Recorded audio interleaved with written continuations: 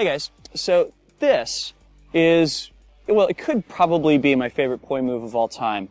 It's usually described as being Triquetra versus pendulum, which, as I have said many times in the past, I think is actually kind of a misleading label for it. Namely, the pendulum part is fine, but the Triquetra part, if you ever go through and like try and model this mathematically, not model this mathematically, what you wind up finding is that half of it behaves like a box mode 4-petal anti-spin flower, and half of it behaves like a linear isolation like this, yeah? And essentially they're two pieces that are pasted together. So really what this is it's a cap buried inside of this pattern, but because we kind of generically refer to any anti-spin pattern that has 3 petals or lobes as a Triquetra, it gets dubbed as Triquetra versus pendulum. We just like having shortcuts like that. I've talked a lot on this blog before about how it can be helpful to think of this as a cap instead of as a Triquetra, because it opens up other interesting possibilities of what you can paste in there between the breaks, right? So for example, that last one, instead of being the linear isolation on top, I make it a point isolation. And the timing remains exactly the same, right? And I just have that lovely little moment of focus in the middle, right? So the thing I'm going to show you guys today is another variation on this that's it kind of came out of trying to come up with an inverse of Triquetra versus pendulum, if you will. And also because I love this point isolation pattern so much, and I was like, what else can I combine with that? And the answer to that actually is an extension. Hello. So essentially what this consists of is that same taking the Triquetra into the very much cap place with the point isolation and teaming it up with an extension in the other hand. Now the bottom part of this works exactly like Triquetra versus pendulum. I would go so far as to say it is pretty much exactly the same thing there. Now when you're going across the top, you're reaching about as wide on the extension as possible and trying to keep those two hands together. This is very much one of those patterns where you have to really get the poi almost to a complete stop into the point isolation in order to make it work, yeah?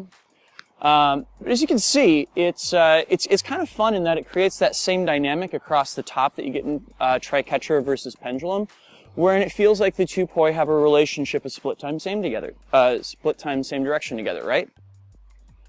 Like so. So I could just as easily do that out of it as I could do that out of it, right? And of course, you know, switching up between the two, also pretty fun. I just switch up what each hand is doing across the top, like so. Nifty, huh? Cool. Now, what I'm really digging about this is a stall pattern that I started playing with as a result of it, which really emphasizes how these two patterns are kind of inverted versions of each other. And that was playing around with this kind of place where I'm just doing, this hand is essentially playing around in what would be a 2-petal in-spin with the pedal top and bottom, and just using those pedals as stall points. And this one is playing around with what really is 1/2 of a 4-petal anti-spin in diamond mode and hitting the top and the bottom parts, right? So if you combine those two together, you get that lovely moment on the top that both versions of the pattern share in common, with one poi pointed up and one poi pointed down, but the hands are together, right? Okay, so if I'm doing it this way, where my left hand is performing the 4-petal anti-spin and my right hand is performing the 2-petal in-spin, then when my hands get to the top of this pattern, I can go to my right, and I wind up in Triquetra versus pendulum, right? With my left hand, performing the Triquetra, and my, left hand Triquetra, right hand pendulum. Yes. Awesome. And when I get back to the top here, I'm back to that alignment point so I can switch back into these stalls. If, on the other hand, I wanted to go to my left at the top, boom, then I wind up in this, it's really cap versus extension at this point. And you can see that it still gives me access to break into this pattern. The difference mainly being that now it is the right hand that's performing anti-spin stuff, and the left hand that is doing extensions / pendulum-y stuff, yeah? So then you can just use that as a place to switch straight between the two of them, right? Whew, provided you get the stall pattern right. So we do Triquetra to the right, point iso to the left, Triquetra to the right, point iso to the right. And of course, work in as many repeats, lather, rinse, repeat, and all that. So, yeah, I don't know. I just thought this looked really cool when I came up with it. So, y'all may have a difference of opinion there, but I am really digging on it. So, thank you guys for watching. Have yourselves a great week, and we'll be back with more tech for you next week. Cool. Peace. Hi, thanks so much for watching this video. If you haven't already, please subscribe to my channel here on YouTube.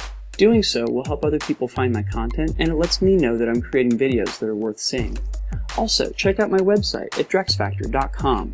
There, you can purchase sets of poi like the ones I use in my videos, and get access to a great range of written inspirational content, plus which you can subscribe to my videos there in the form of a podcast. Finally, if you go to flowtoys.com, you can enter in my special promo code and get a small discount on your order. Doing these things helps support me in my flow journey, and it means that I can make more videos for you guys. So, thank you in advance for your support.